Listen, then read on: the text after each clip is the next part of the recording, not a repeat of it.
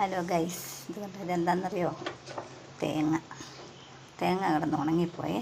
അതിനെ ഞാൻ ഞുറുക്കി, അത് കൊപ്രായിപ്പോയി. അപ്പോൾ അതിനെ ഞാൻ ചെറിയ പീസാക്കി അരിഞ്ഞ് ഉണങ്ങി വെച്ചതാണേ.